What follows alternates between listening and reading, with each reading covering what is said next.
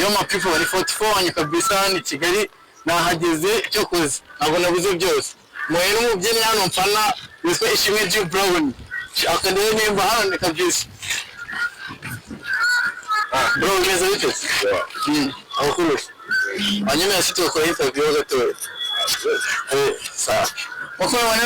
Ishimwe G Brown namufana cyane kabisa jiwanigiraho karigraphy zimwe na zimwe mujye wabona mbyina ari mu byinyi Kigali nemera cyane Brown meze bite sengege hano Kigali baturusha Kigali tumeze neza ariko ngo ni ambassadeur w'ababyinnyi bo mu ntara aho ari ni ambassadeur nawe mwigize iki nicyo biti cyane iki ni icyawe cyo mu ntara iki akafukanya nkagurira n'imyanya muri quartier none so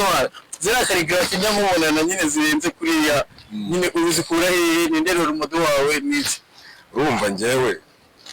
bafite bararumodo benshi ariko nyine ubundi mbere na mbere choreography nyine iva mu muntu tu urumva nyine uri kubisa boro kagutse nyine uyiyumvamo imbere ariko nyine bizagenda biza gake ariko iki cyangwa be nose iki kintu nyine bagikorera iki ngiki ni rwamagana Nyagasabu Nyagasabu rirarema bro cyangwa gihagaze inote ya pesa ni kine cyanjye bine bine ibyo bintu byihore ubidesha bitatu n'imifuka y'igihumbi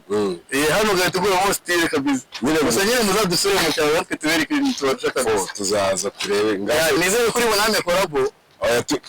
muri korabo mu byanike muri comment muri korabo cyangwa mwiho ababyinnyi bo mu mujyi banyimye korabo yatemeye ko ibintu byakaze oya ni baturabure muri korabo cyangwa isubire baba bajye guhinga intoryi ajye no gusarura umuceri yo bro mu following kabisa natyo muzi mu following abo mwita Ishimwe G Brown cyane mu mahoro rumodo banje b'Kigali kabisa ndamufana nanjye yo kora follow kandi mwakoze cyane